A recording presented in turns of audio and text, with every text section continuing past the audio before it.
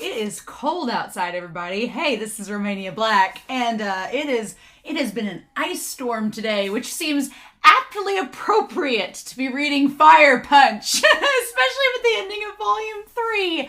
So yeah, I ended up having a snow day, oddly enough, from work, and I thought, well, what better way to celebrate a snow day than to be reading Ice Punch or Fire Punch? To be reading Fire Punch. It'd be funny if the Ice Witch had an Ice Punch power that they could use against Agni. But yeah, I've been pretty obsessed with this series, and I read volumes 1 through 3 within 5 days of each other because I was so excited and so hyped up, and I was avoiding spoilers at all costs. But now I took a few days off. I was like, okay, whoa, on Romania, just hold on, let your mind settle. And Volume 3 was a nice little like end point of like Act 1. Act 1, we find out at the very end that the Ice Witch is in fact a person. Now, whether they've actually caused this second ice age or not, whether Togata's been telling the truth or not, we don't know. But Judah, this Ice Witch, has shown up, has Judah's head in her hands, if it's a she, if it's even a she. And yeah, so things were looking up last volume, though. Agni found his resolve to save the people of Behemdorg, and Sun got out with Nemeto, and Neneto, and everything was looking great. Everything was looking right as rain. And then that twist at the end of Volume 3, it's probably one of my favorite manga twists, honestly, because, you know, we went through the manga series starting out in Volume 1 thinking, okay, this Ice Witch might have caused this ice age, or it could be a natural disaster. Volume 2 comes out, and it's like, okay, no, the Ice Witch does not exist, and it's actually just a natural disaster that's going to get worse. And now in this volume, this last one, we find out, no, wait, the Ice Witch is a person, but we don't know anything about them. So we don't know where Doma is. It's a hot mess. There were characters introduced. There were characters that died. There was craziness. Judah wants to die. It's like, it's just fascinating. And it's funny. Neon Genesis has got me rereading my Bible that I have, and I'm on Judges right now. I'm still in the Old Testament because it's infallibly long, and I'm on Judges right now, and I was reading a passage, and I saw the name Judah come up, and I was like, like in Fire Punch, and I was like, cool. So, nice little connection there, a little biblical connection. Fujimoto making biblical connections with characters and names. No series has ever done that before. But it's funny, Volume 1 is going to come out on Patreon this week, so I've kind of decided to make it my goal to read the whole series, to try to read the whole thing before it really gets out on YouTube and stuff, because I'm so paranoid about spoilers, because this series is so unpredictable that you just don't know what's going to happen. So I've kind of made it my secret goal to read the whole thing before it comes out on YouTube. And we'll see if I get there or not. No promises, but I'll let y'all know if I get there or not. And then I can just bask in the comments and go along with you all. So we'll see. We'll see where that goes. But I've been really excited to read this series, and especially this volume now that we're at that twist, and see what happens. And it's just the perfect day outside. I'm stuck in my house. It's too cold and icy to do anything. And I was like, Fire Punch sounds like a great idea. So that's where we're at. But real quick shout out though, to thank those. I'm recording this at the very end of January going into February. By the time this comes out, it will be the end of February. But a really quick shout out at the moment to our patrons that are on the philanthropy tier, to Dana, to Edgar, and to Larry Manning. Thank you all so much for donating $10 to help the cause, help me keep my streaming platforms open, and to help me keep doing what I like to do, which is talk about these fun series with you all. And thanks to all the patrons as well. Because of your contributions, I'm able to buy Fire Punch and read it with you all and enjoy it. So I really, really appreciate it. Thank you. But with that being said, we're going to start this volume and just see what happens. It's been about 5 or 6 days, so going back through the character sheet might be helpful because, like I said, I read those first 3 volumes like snap, snap, snap because I was like obsessed, and now I'm like, that may happen again. We'll see where we go to, but we are going to start Fire Punch Volume 4 and just see what happens here in 3, 2, 1, and let's do this.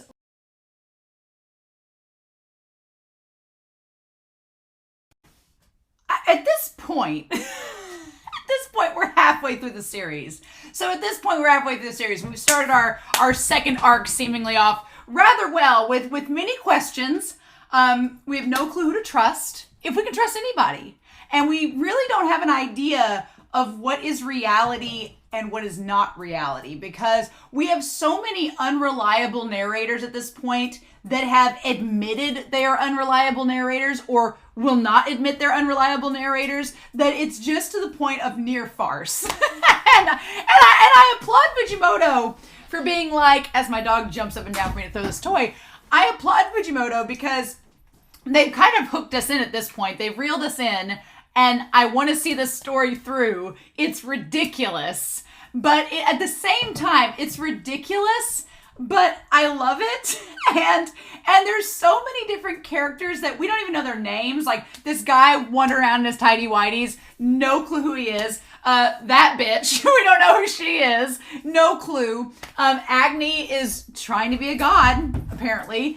And just the whole discussion about religion. But then there's the ice witch, Sulya, who's pretending to be the ice witch, but isn't the ice witch. They're actually something else. And there's connections now to Luna, which we need to talk about. And all this stuff. Like there's some grand sweeping statements that Fujimoto is making throughout this. But also, you almost have to just sit there and go, okay, sure. Why not?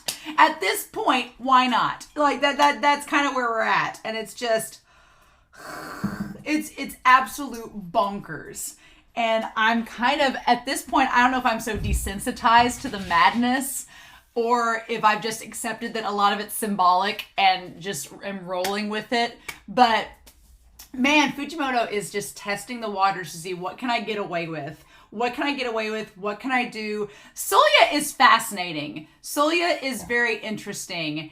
And I don't know what to do with her character at all because she's openly admitted that she's lied to Agni, which kind of makes sense. She's openly admitted that she's lied to Agni. But is what she's even saying the truth, or is it just her belief? I feel the most bad I feel for is for Judah. At this point, I didn't think I'd be there, but I feel the most bad for Judah because she really is just being used, right? She's served her entire life believing that she has to do these things for the sake of her people, only to find out that that was a lie. And now she's like basically going to be used supposedly by Sulya to power the world. Sulya and Togata are being set up as a foil, right? Because they both are obsessed with movies, as it turns out. The whole thing about Star Wars we'll talk about, oh my God. But there's things with the timeline now that are getting twisted. The timeline's getting warped, that more so than we thought, right? And I believe that Togata has lied. Batman has called Togata out. Gotta talk about all of this, but there's just so much. It's like, where do you even start with this? Because it just goes 1,000 directions. And I'm like, okay, I feel bad for Judah. I feel kind of for Agni because he doesn't know he's being kind of manipulated too in all of this and is having to take responsibility for his actions. And it's just, Doma's still around. Don't know what we're going to do with Doma. He's still around doing who knows what. And we don't really know a lot about Doma and all of this and where this comes from. And what do we do with this? So we need to establish a couple of things. One, in all of this, we need to establish some questions that we still have. Questions, I'm going to put for volume 5 up here. We got some questions for volume 5. We're going to need to jot down, right? That seems pretty obvious at this point that questions for volume 5 are going to be pretty necessary. Now, this story is so crazy, right? So we meet the Ice Witch. God, I love that it's all just, it's like, who do you trust? What do you believe in? So we have Batman. I want to put Batman on here. I'm going to put some of our characters over here. What we know about each of them. We know Batman, his son died, but was saved by Agni. He died of an illness, but Agni saved him before he died from dying a worse death. And he got to die peacefully thanks to that. And Batman promised his son that he would tell Agni for him. And he ended up doing that. I like Batman's character. He's fun. He has a good heart. And his blessed ability is to see people's hearts. Now, this part here kind of is what kind of flies in the face of Sulya's conversation with Judah, because Sulya makes the conversation that the blessed are all like appliances. They all have like different powers that are like appliances in a way, and that they have multiple talents or something like that. And we'll get to that conversation towards the end when we get to it. But Batman kind of flies in the face of that, because what appliance is being able to see people's hearts? Is he like a lie detector? Is that what it really boils down to? I don't know how I feel about that. But then the boy says, I see flames. And that's the last thing he says before he dies. And so then we cut back to the idea, and that this world is enveloped in snow, starvation, and madness. Yeah, the whole cannibalism angle is just, it is mind-blowing. And I feel like so many people are going to be lost on it. But honestly, I feel like at this point the cannibalism is more symbolic and figurative than it really is literal, because theoretically there's no animals in this world. That's the problem. They're living off canned food. Where do they get the canned food? So that's a question. Where does the canned food come from? Because they established, I guess they did have a greenhouse in Behemdorg. They did have a greenhouse. So maybe they did keep animals like in confinement inside buildings and like bred them to like make food. Maybe that's a possibility, but they've been doing that for hundreds of years. I guess in Behemdorg and those big cities, if they were using electricity and the firewood to power it, you could see that happening. But yeah, so there's the idea of food when there's no animals. And I guess that leads to the whole cannibalism angle. I mean, honestly, that's their only way of surviving. It's not like they're reveling in it. I feel like the treatment of cannibalism in this show is taken, it's almost half a joke, but then it's taken pretty seriously, because they're like, what choice do we have? People are going to die otherwise. And that leads to the whole conversation about creating the lies to keep yourself going past the hard truths. We'll get to that. Like, just, oh my God. But man, what I love about Fujimoto's art style is it's very cinematic in its design. Like, I could just see this being a movie, and the panels that are page by page, especially when Togata like is just shooting the guys that shot her and like looking for the lighter in the car. I could just see that playing out in a movie, and it's absolutely hilarious. I feel bad the one guy died, the one driver guy, and then Oloy died. He's dead. He got killed by two no-names. Like, what the hell? Like, we finally got his name in this volume, and he's, like, gone in an instant. I'm like, he had firepower. What we doing? What we doing? But then Togata wants to, like, film all of this as she goes. And I love Batman taking the bat and hitting the guys with the bullets with it. That's actually hilarious. And just the action scenes and the way it's done is wonderful. And then Oloy killed the one guy and then he died. It's like, what the hell? I almost like that Togata looks annoyed through half of this. Like, she's just like, you're messing with my movie. We're going to put Togata up here. We'll put Togata here because she's rather relevant in all of this. And that she's still filming her movie. Put Togata there. Okay. And then, then they're like, Lord Agni. And then this woman shows up. Do you know our Lord and Savior Agni? And just like the biggest crotch shot since Kubo comes in. And oh my God. It's very interesting because I've not read Chainsaw Man's manga. I've not done that. But honestly, in Chainsaw Man, there's not really any sexualized. The men or women in that series are not sexualized. It's very much like the Jujutsu Kaisen route, where we don't really sexualize or objectify our characters. They are just, here they are. Whereas, and I say that, I know Chainsaw Man, Denji's grabbing boobs, but it's different, right? Here, this is the first time I've seen Fujimoto just be like, this is a lady's crotch in your face. have fun boys, and then have fun ladies, and then here we go. I want to know so much about her, though, with her spear and everything, and her eye patch. She looks like she just came from Kill Bill. Like if Kill Bill and Dead or Alive, like, combined together, the volleyball game Dead or Alive, the beach volleyball scene. I'm so curious about her, and she's like not from the same country as all of them. She speaks another language. She's speaking in English. We don't really establish what language these characters are speaking. That's a good point. Bendorg sounds European, but we don't really get an idea of what country, but they aren't speaking English, so that's curious. Their names were like Jack and Agni, so that's interesting. But then we have Togata mixed in there as well, so that's curious. But yeah, this lady. So we have Eye Patch Lady. I'm going to just put them up here.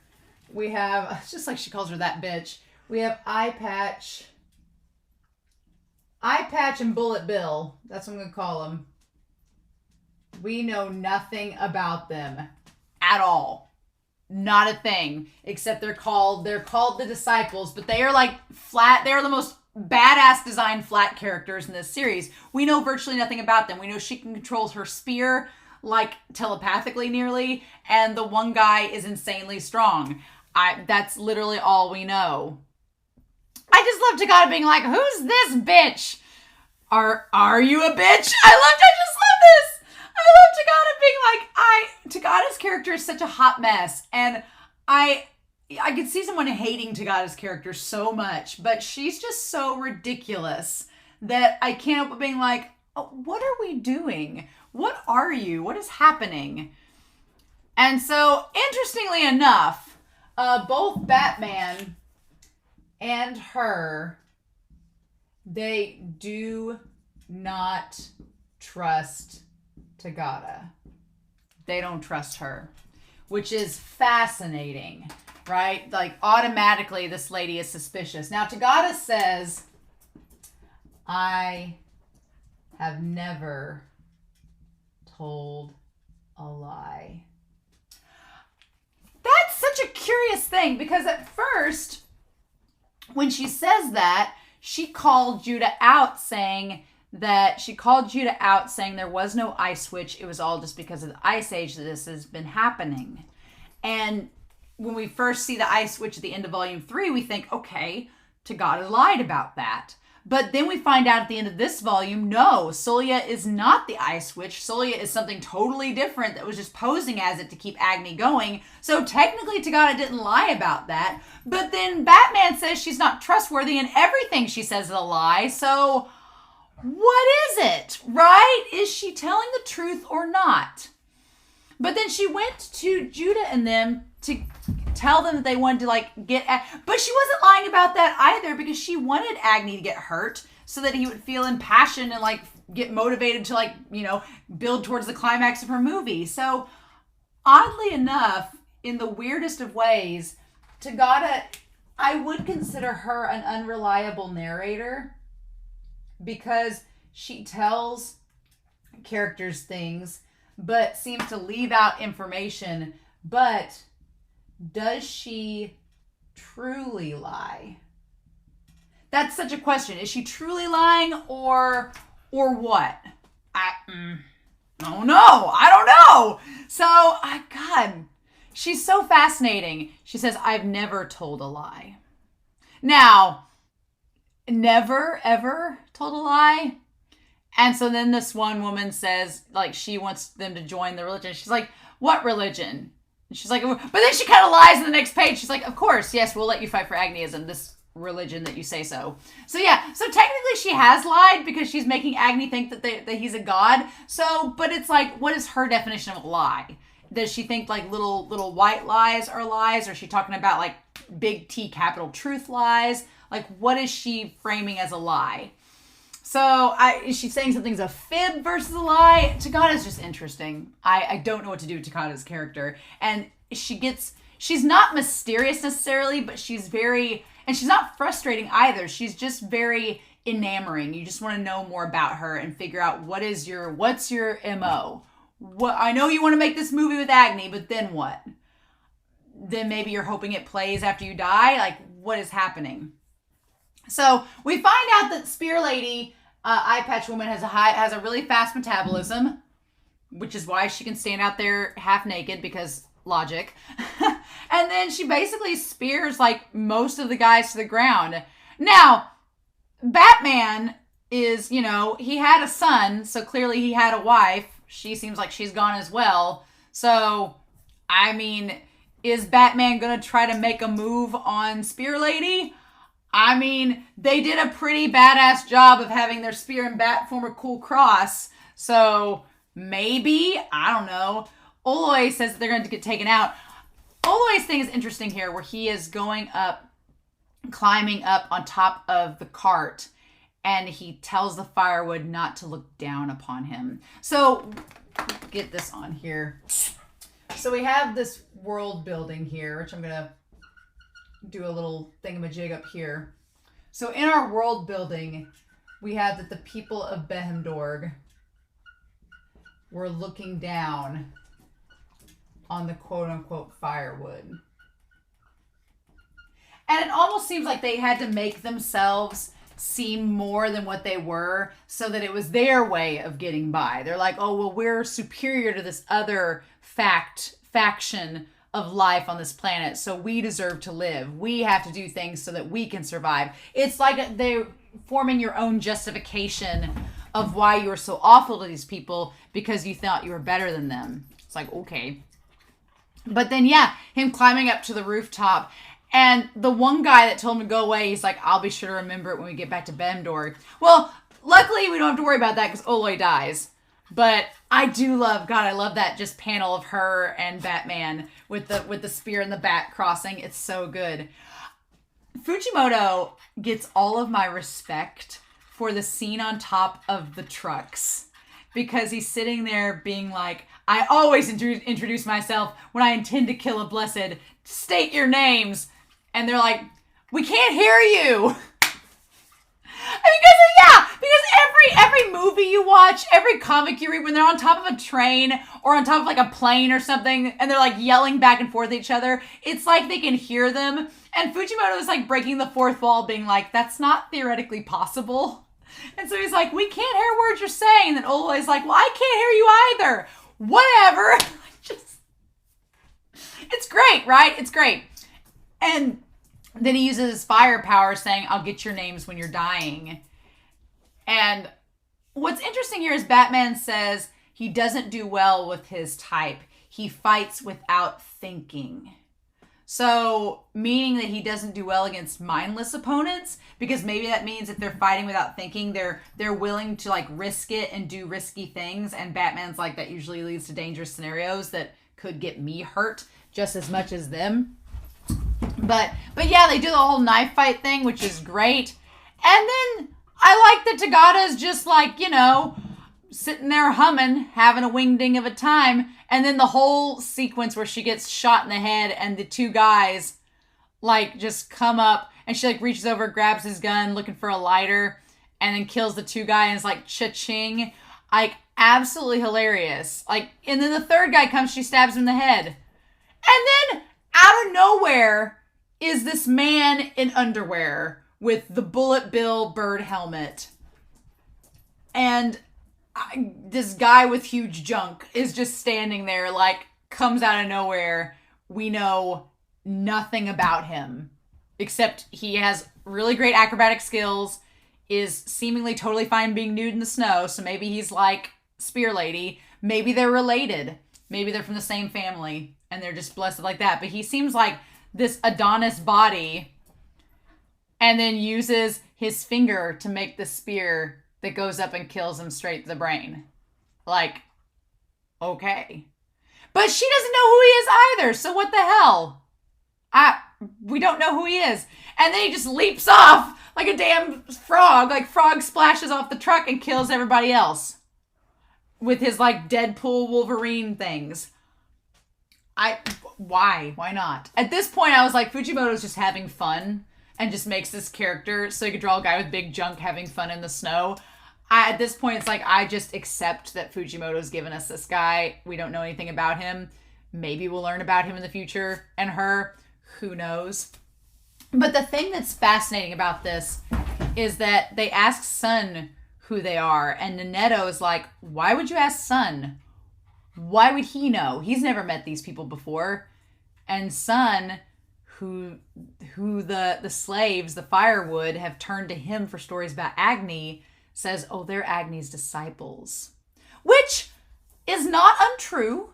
They technically are fighting for Agni. So they are like his disciples, but they don't know Agni. So there's this idea of Sun being sought for stories about Agni, whether they're true or not. And Nanetto, I want to bring Nanetto up and put her, I guess, over here. Nanetto is our voice of reason. She is kind of like, at this point, Nanetto, oddly enough, is like our audience surrogate. She's probably the closest person to the audience because she sees all the stuff we see as the audience. And she's like, these people are believing all this stuff that's not true. And she goes along with it because she doesn't want to break the illusion. But Nanetto's onto it like we are. She's like, this is not true. And so then we see the eye switch. Now, I was wondering, there was a part of me that wondered if the eye switch or Solia, as we come to find out, if they looked like Luna underneath the hood. I was like, is it going to be somebody that looks like Luna as well? And it is. But that begs a big question, right? So Solia, so I'm going to put this here for now. Solia, Judah, and Luna looking alike. We're going to come back to that. We're going to come back to the idea that they all look the same. Mm-hmm. But her saying, she's like, that's some impressive power. And she appears to have the power to control multiple elements, right? She seems like she's elemental, right? I'm going to put Solia right here. Solia can maybe control elements, not just ice, but fire and the earth as well, right? Multiple elements. And that she looks like Judah and Luna. Except she has like the tree branch going out of her eye, kind of like the one demon in Jujutsu Kaisen. And so Agni asks why she would make the world cold if she's the ice witch. And she says, because I could. So I did. It should have been foreshadowing that she wasn't really the ice witch when she said, yep, and I did, yep. But then again, timeline-wise, we're getting more into the timeline than we thought, right? Just like when I make snow, when you see snow, you want to make a snowball for no reason. It's kind of like that. I just decided I wanted to do it, so I did. And then all Agni thinks of is how much pain and suffering he's gone through, only to find out it's because she was just supposedly doing it on a whim, and didn't think anything about it. And that gives him the intent to kill her. Now, the question is, why does she want to keep him alive? So, why keep Agni alive? Unless it's to power or fuel. But if it's a tree, it's made out of wood, so the fire would burn it. So why does that matter? That's interesting. Like, why keep Agni alive? Unless she's like, we need to keep him alive so we can drain all the energy out of him to power you as the tree to restart the world. Maybe that's her plan of using Agni. And so, but then it says now the debt's been repaid. See ya. And so, but what does that mean? Stoke that fire. Yeah, so I don't know what the debt's been repaid means. Not sure. I figure we'll find out. And that's when Agni starts to get a sense of guilt that he killed all the people in Behemdorg during the attack. So we'll bring up Agni on here. have our dude Agni. So Agni starts to feel guilty. Starts to feel guilty that he killed all these people in the process of saving the others there. And Togata, I like that Togata does not correct Agni. He doesn't tell him to call her director anymore. She's like, yeah, I'm Togata, because she kind of realizes that something's on his mind. And he's like, this whole time I'm walking here, he's like, how many people did I kill? And at first she's like, oh, 10,000. And Agni's just like, 10,000? And then Nanetto tries to diffuse the situation because Nanetto realizes that Agni could get really thrown off by this. And so Agni's like, oh, no, wait a minute. We evacuated a lot of people. So maybe not that many. And then I like Togata's like, well, how many then? She's like, 5, maybe 400. And Togata's like, which one? And that's when Togata realizes why Nanetto is doing the things that she's doing. And she's like, oh, don't tell me you're starting to feel guilty about killing those people.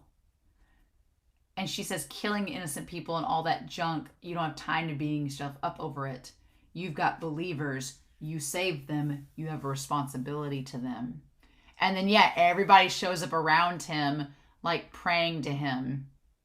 And Batman gets like the tears in his eyes, and he tells him about his son and being able to die peacefully. In this age of ice, being able to die peacefully.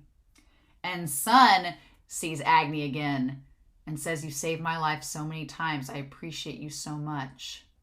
And then Togata says, you know, whether you like it or not, you saved them. So he's like, Agni has become the will for many to live. A lot of them are keeping on going because of him. Kind of like he kept going because of his sister. Like, not that he thought his sister was a deity, but she was his source of inspiration for living. And that's what he's become for these people. Togata is just saying, like, she's wanting to, like, stoke the fire, just like Sulya, and make him seem like a god. And Togata says, you saved them. You wanted to save them. So now they're your responsibility. She says, look, you're the one that didn't do what I said. You said you wanted to go back and save all these people. Well, now you've got to own up to it. You've got to take responsibility for these people whose lives you saved. That's what being a savior is all about. It was your idea, so now you're going to be a god. And I like that Togata kind of prays in that moment. Like, I don't believe she's serious about it at all. This is just another added character development for her movie, right? That's all she believes it is. Now, I do like that Son is getting some prosthetic legs. I like that. I like that Son's getting some prosthetic legs so that he can walk again. That's good, because I was afraid Son would just be kind of like handicapped for the rest of this series, which normally is not a big deal or anything, except they're in a post-apocalyptic wasteland where people can come and kill you at any second. Would be nice if Son could run away or had some mobility, something. So the fact that he's getting prosthetic legs, awesome. But yeah, I do think it's interesting they noted that Jack left the joint so that he could possibly get prosthetic legs. I don't know if there's anything to that, if it was luck or if Jack was meaning to leave them. I don't know. The part about the firewood people dying, though, does make sense. Because the firewood guys were so emaciated, they were barely clinging on to begin with. But I think what's worth noting is that they say that they died with a look of peace on their face. Like, they weren't in pain. They just were able to let go. Which some of them, that's all they were waiting for, was just to be able to let go. And Batman, they don't get mad at Agni. They're like, no, they're able to die in peace because of Agni. Which, in all honesty, being able to die in peace rather than being strapped in that factory, there is some truth to that, right? I like that they say that he's up in the clouds somewhere. Like, they're all, like, becoming indoctrinated to this religion that doesn't even exist. And Togata's like, we got to solve the problem of there not being anything to eat in this town, as Nanetto is filming her saying this to him. So we've got 300 slaves that you picked up, 200 pieces of firewood, which several have died at this point, the mystery bat guy and his 30 guys, that mystery bitch's 160 family members. So yeah, we have basically 500, 600, nearly 700 people. So around 700-ish people. maybe 650 after the firewood people die, but close to 700 that they need to feed. And she's like, you've got to do something. Like right now, everything's working out fine because they're sleeping, they're taking turns, they're all getting along cordially because they believe you're going to give them something to live off of. But if you don't deliver, they're going to start getting angry because they're going to think they wasted their time on you and that it was all for nothing. So you've got to meet up to their expectations. They're either going to, the slaves you took in will either run away or turn on you. And I think it's interesting that she showed the woman in the bikini running away and then Batman turning on you. And she's like, so what'll it be? And then he says he met the Ice Witch. And I like the Togata says, nuh-uh. Because Togata's like, the Ice Witch doesn't exist. This isn't the work of a blessed. Like, Togata knows that seemingly is the truth. And he says she froze the world because she could. She can't be forgiven. And Togata's like, okay. I see. Huh. So I'm very curious to know, we'll put Solia on here. I'm curious to know if Solia is going to meet Togata at some point, and if they're going to be like foils for each other or rivals or work together or what, right? I feel like they're making Solia up to be, it sounds like they're making Solia up to be the big bad in all of this, that Solia is going to be the final boss, right? I feel like that's what it's setting up to be. But with this story, Fujimoto could very well have Solia die in the next volume. I don't know. They made Oi seem like he was going to have like this big overarching character arc, and he died like that. Doma was made up to be the bad guy in the first volume, and he's MIA, and we have no clue about him. He seemed pretty pathetic the last time we saw him. Agni seemed like he might become antagonistic, but he's slowly becoming more and more interesting. Judo was going to be the big bad, but now I feel bad for her the most. And Togata may still be the final bad guy. We don't know. This series has you to where you have no clue who the bad guy is or if there isn't even one to begin with. But Solia, out of everyone so far, Solia seems to have the most high stakes plan that is against our protagonists. Our protagonists are trying to melt the world and make it better. And Solia has taken that to an extreme, being like, well, I'll just kill everybody Neon Genesis style. We're just going to kill everybody End of Evangelion style and go from there. Yeah. And then just start the world anew. Totally reasonable. Totally fine. Can do with this big convoluted plan. But what's interesting is that Togata doesn't correct Agni. Togata lets Agni go with the Ice Witch. She doesn't say he's wrong. And I think that's because she's like, okay, well, my character needs some motivation. If Doma won't work, I guess she'll have to do. Even though Togata knows that it's a lie. And I love her expression in the one page where Agni's like, I don't want to lose to the one who made the world how it is, the Ice Witch. So if it means saving everyone, I'll play God or do whatever it takes. And I love Togata's like, this whole Ice Witch thing is weird, but I guess we'll just roll with it. It's kind of like her expression. And he's like, do I have the right to play God when I've killed so many? And so I like Neto and Togata are kind of like, well, you can repent by helping them. And I like Togata says, humans worry. You're supposed to be a god. Act the part and don't worry. Which honestly, the funny thing about this is Togata kind of takes on a role like Luna in this point.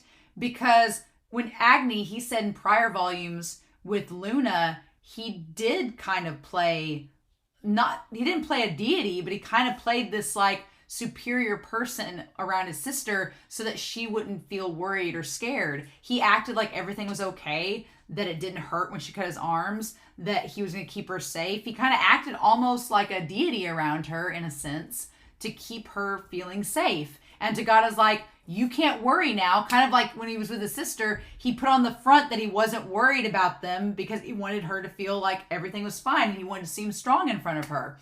And that's kind of what Togata's asking him to do now, just on a mass scale for hundreds of people. And it's like, okay. And so we also find out that you can cut off the one side of his face that's not on fire and use that for meat. That's not a lot of meat, so she's got to do a lot of cutting.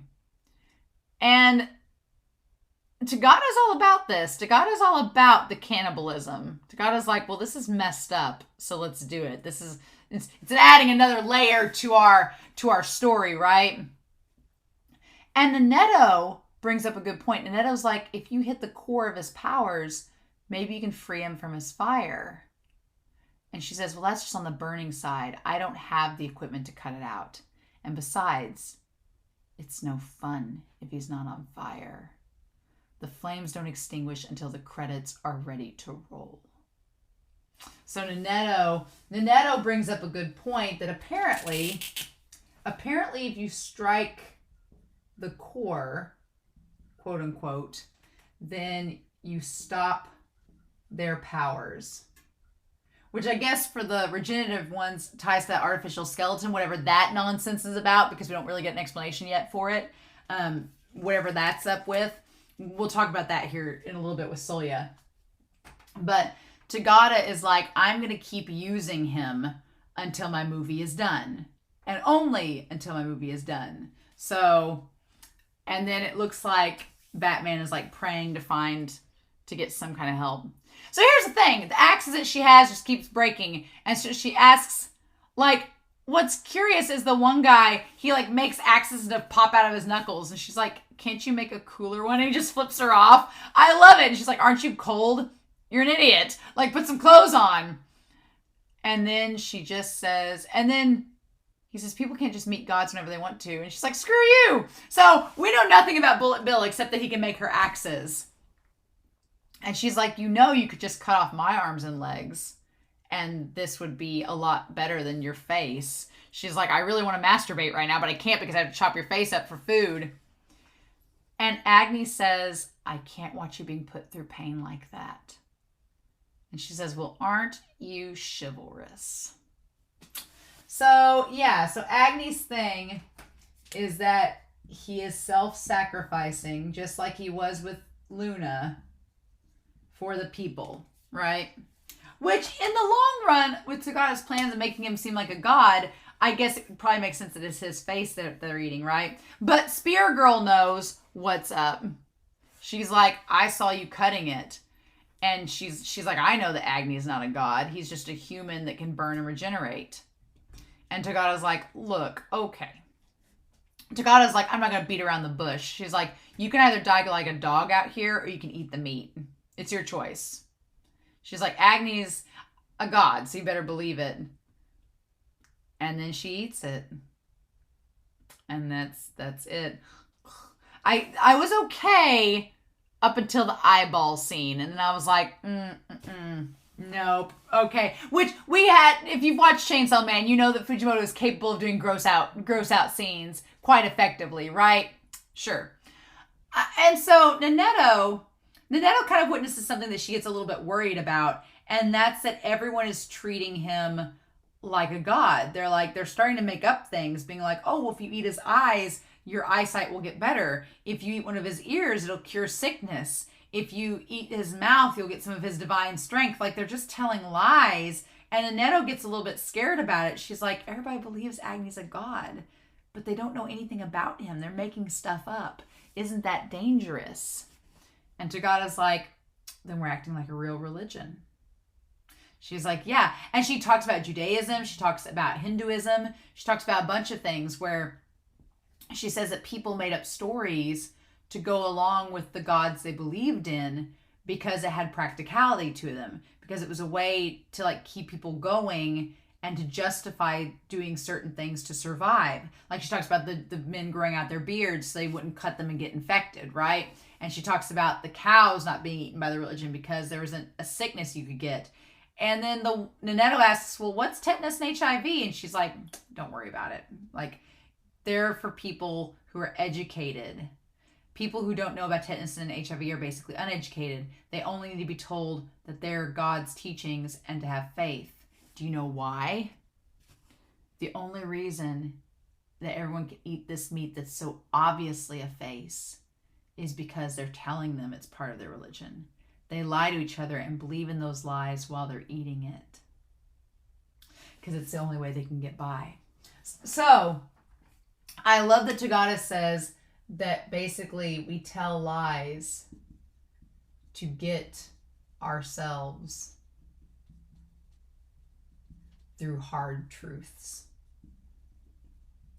We tell ourselves lies to survive, essentially, and to make the world one we can survive in. So you could apply that to so many things. You could apply that to Attack on Titan. You could apply it to Chainsaw Man. You could apply it to a lot of shows. That whole line of thinking, and you can apply it to real life. It's a great. This part of the novel, this part of this volume is probably my favorite because there's so much truth to it. It's so fascinating, right? But then there are some things that aren't explainable. So we'll get to that. And so Agni's been sitting there the whole time being like, you've been alive a long time. You know everything. And I like that he's kind of childish too, because Nanetto's like, well, I want to ask a question. He's like, no, it's my turn. And then he sees her face and he's like, fine, you go after. I'll go after you. There's part of him that's still a kid, right? And so Nanetto is going to ask about religions, but then she changes her mind because it's almost like a moot point now. She says, what was it like when it wasn't cold? Now, here's the thing. Togata says that she only experienced the world for a tiny time while it was still warm. She's like, people didn't have to eat humans. She's like, but way back before I was born, the old world was, they say, was a peaceful and just world. That's interesting. So Togata says that as far as she knows, talk about this old world, right? Togata says that the old world was at peace. Now she's 300 years old, right? And apparently she only experienced a little of the world before the ice age. Okay. But then we get to Solia. She's over 1,000 years old, right? She's over 1,000 years old's the timeline's is a little bigger than I thought, because she talked about, because we go back to Togata talked about like 2,200 and movies, right? But if Solia's been around for 1,000 years, and this is then it's already like, it would suggest that it's 3,000 something, right? It's at least the year 3,000, right? If she's over 1,000 years old, unless she was alive during our time, like in reality right now, but we don't know that for sure, right? So there's little bits of world building in here that the timeline doesn't quite add up, because unless Solia was around during our time, then it's at least the year 3,000 now, right? And is Togata lying about being 300 years old? Is she older, like closer to Solia's age? Is Solia lying? We don't know. But then Agni asks where people go when they die. And Togata says, what are you, a kid? You think I know everything? And he's like, do you mean you don't know? And I feel like Togata makes this up, but Togata's probably like, nobody knows. So this is just what I believe. And she's like, my truth is that they go to a movie theater. She's like, my idea of heaven is that they're in a building watching a movie together. And when you die, you stand in a movie theater, you've got a caramel popcorn and soda in your hands, you find a seat, the lights dim, you watch a bunch of movie trailers, and then they show this really interesting movie that plays on into eternity. And she's like, it sounds like she's like, that's my version of the afterlife. That's what I want it to be. And he says, is it warm and a nice place? And she's like, well, I don't know. I've never been there. But if it's a nice place, a real nice place, and Agni says, then that's good.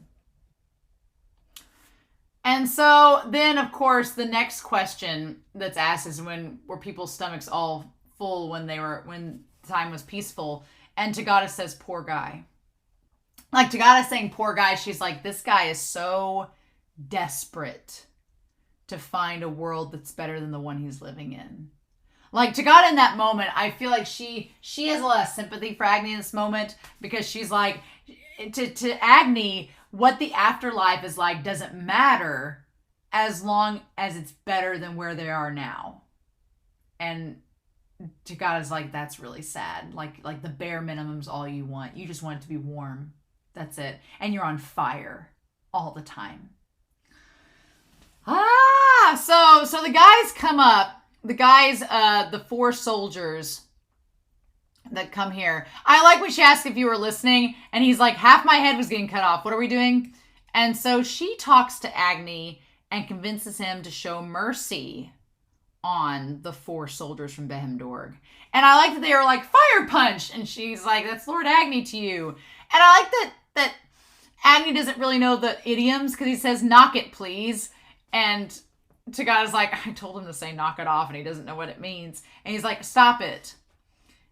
And so Batman wants to kill the soldiers because he believes, and the thing of it is, he connects these 4 soldiers to the ones that killed his parents. And then, of course, we're somewhat responsible for his son dying. But Agni says, we're going to forgive these soldiers. We're going to show forgiveness. He says, let us forgive them.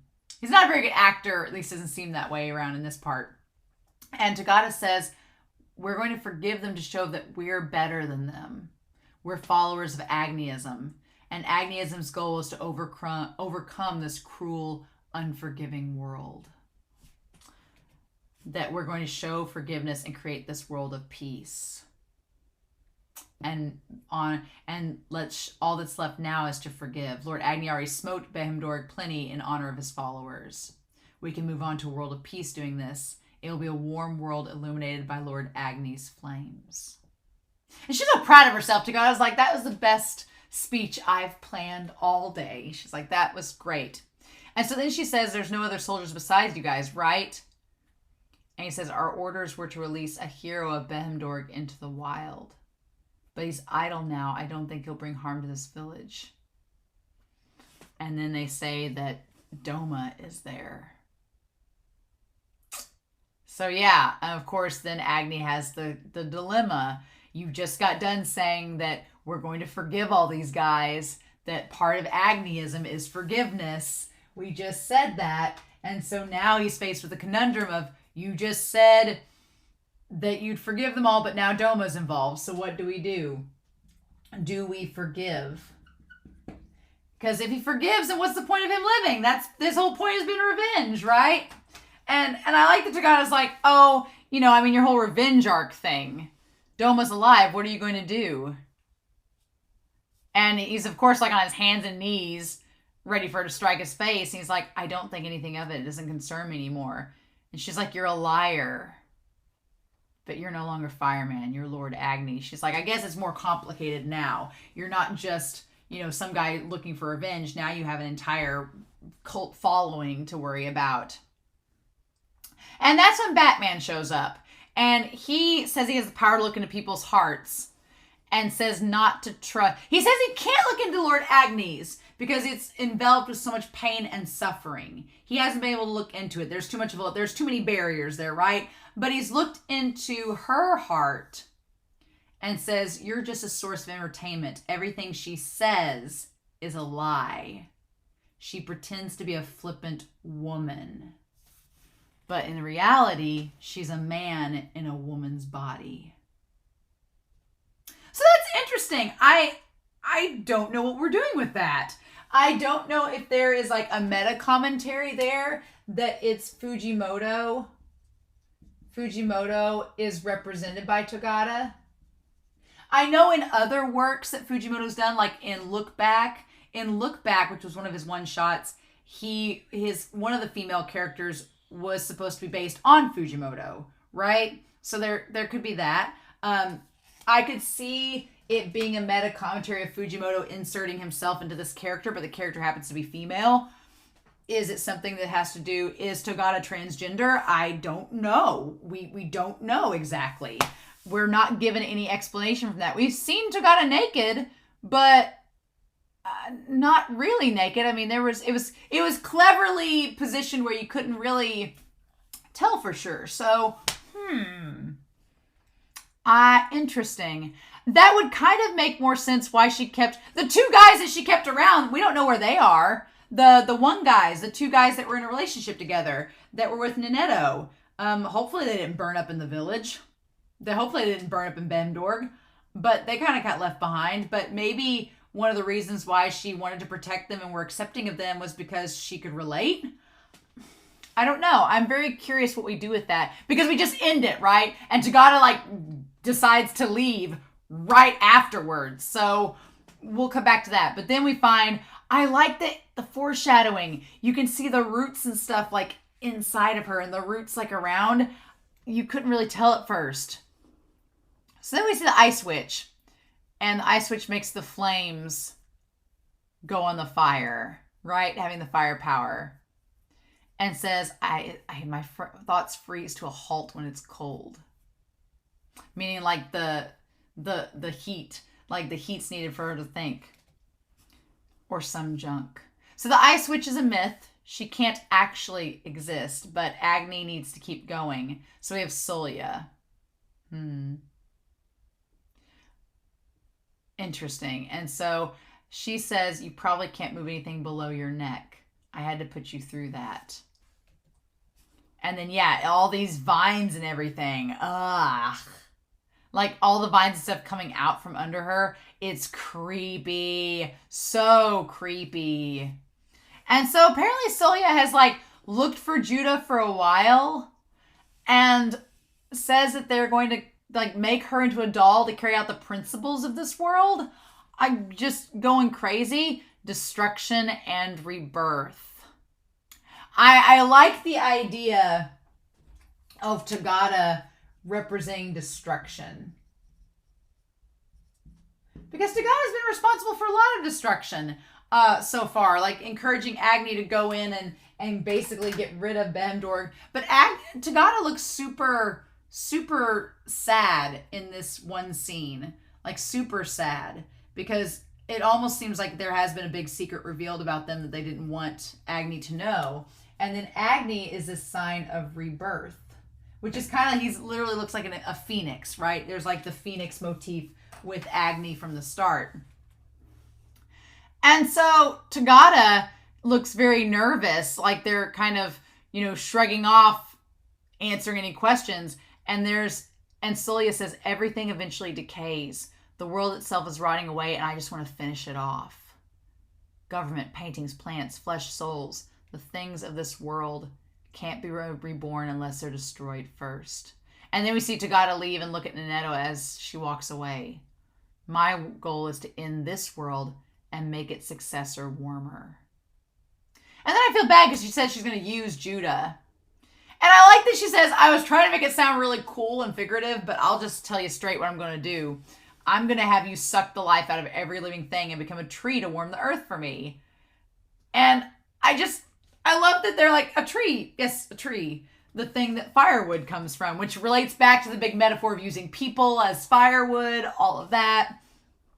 Like, she's like, I know turning into a tree sounds stupid, but I know how the mechanisms of the blessed work and apply them the right way. It's a cinch. So people have elevated the blessed to divine levels these days, but in reality, they're just the same as guns or toaster ovens.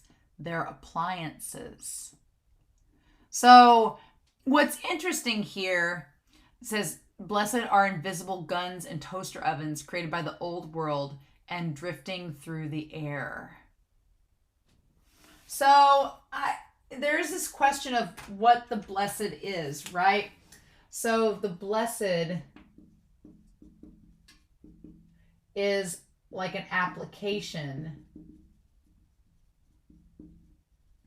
from the old world. It's like an evolutionary asset. And she says the people of the old world, the old generation were evolved and they were able to use all forms of blessings. Everyone born with the trigger of a gun or switch of toaster in their blood. So what she was saying was that in the old world, the people evolved to use these blessings. Like they were mutations, kind of, right? That they were mutations. But it makes sense now, like making fire, using iron, making electricity. They're all applications to help you create fuel to survive. So that kind of makes sense that these mutations developed for them to control things. She's like, I've searched the planet, but you're the only other evolved person besides me that I've found. So it says the current generation's people weren't able to evolve, and that's why they can only use one blessing at the most. So, okay. But we know Agni can use more than one. So she says that the current gen can only use one blessing. The current generation can only use one blessing, but the old gen could use multiple. So that means that Agni might be the old gen because he can use multiple. That means that Luna might have been the old gen because she looks like Judah in them. And we know that Solia and Judah are old gen, apparently. Now, is Togata old gen? Can Togata use more than just the regeneration? I don't know. But she says, your voice, your blue eyes and white hair are like mine. They're proof that you're evolved. Besides the right side of my face, I don't look at my age as 4 digits.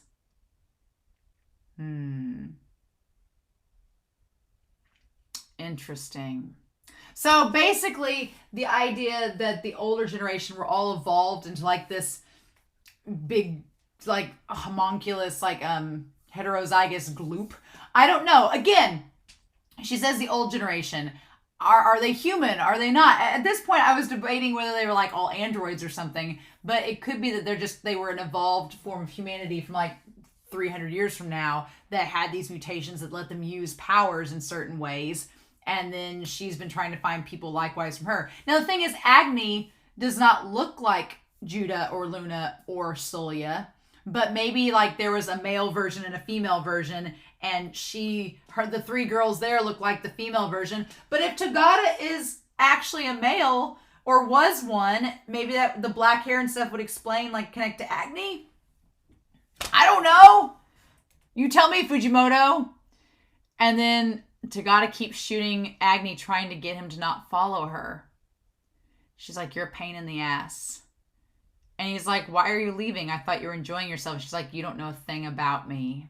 And so she's being frustratingly, like she's been so mysterious and quirky and coy this whole time. And the moment that Batman called her out for being originally a male, she just got mad and decided to leave. I'm like, Togata, talk to Agni. Agni, of all people, Agni does not seem like the type of person to judge you. I don't think he would. Nanetto clearly isn't judging you. So just talk, Togata. Like something that Batman said struck a nerve. And here we are. But what I like is that like Judah is basically trying to, or Solia is trying to control Judah's body. And she's like, I don't like my own face glaring back at me. And so basically she's been like inserting herself into Judah to control her body, which is, creepy. And so she tells Judah this story about the stars.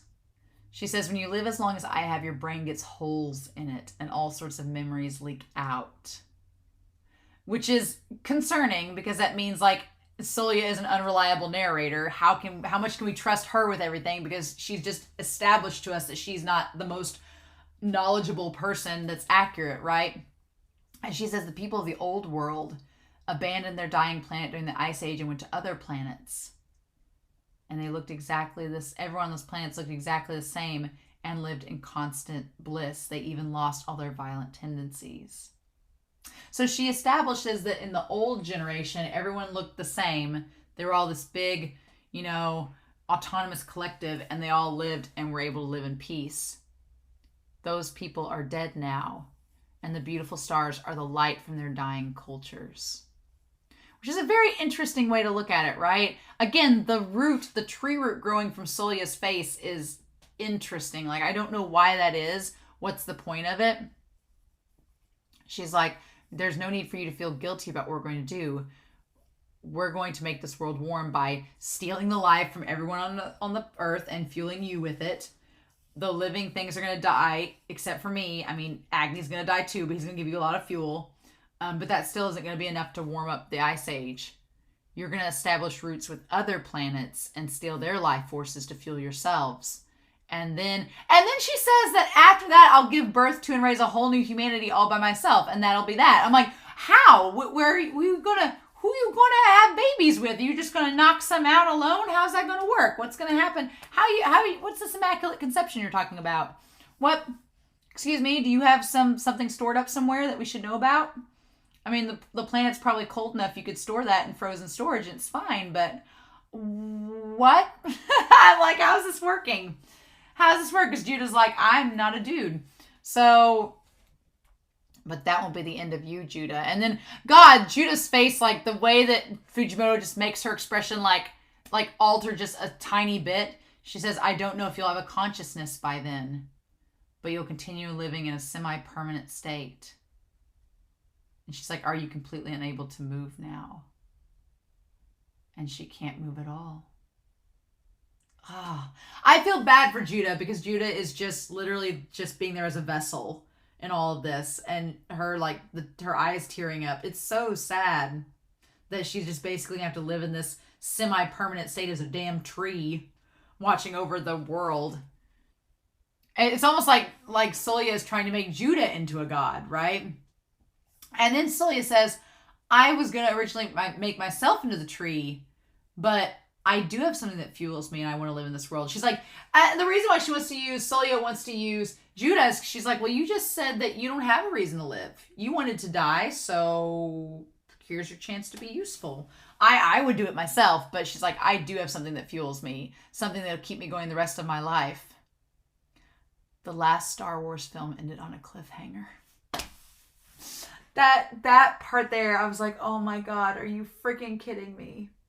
She says, in the old world, it was prohibited to read novels or watch movies, let alone make them. So that's interesting. So we'll make note of that because Togata has a big obsession with making movies, right? And Togata talks about in 2200 wanting to see movies. My question is, Solia seems to have the same fondness for film, but she talks about how film and books were outlawed. So they were like, you had to read them in secret. So is Togata older than she says she is? Or her and Solia, like, how does that work? Like, the timeline's kind of wonky still. So I'm like, okay, what are we going to do? What are we doing with this? So I'm so curious.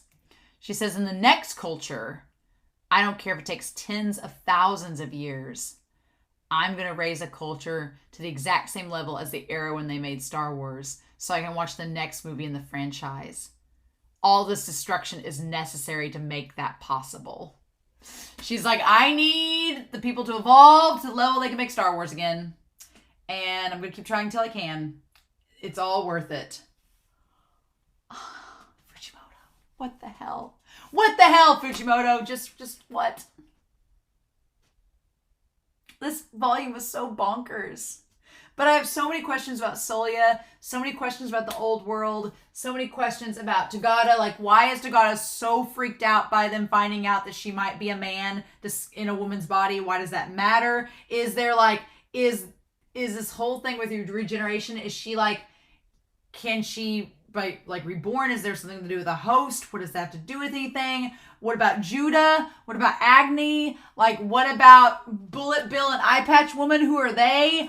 I can't wait. I can't wait to find out. So yeah, this volume was great. And I have so many questions. And I don't know how long I'll be able to wait to read the next volume. But because at this point, I'm hook, line, and sinker, right? We're at the halfway point. Now we just got to see, this was the first half. Setting up our characters, so many questions, so many different thematic things. Now it's like, okay, what do we do with all of this? So I hope y'all have a wonderful week. Please stay safe. Take care. I'm excited to hear your comments down below, but I hope y'all have a wonderful week. And I will be back very soon with volume 5 of Fire Punch. Bye.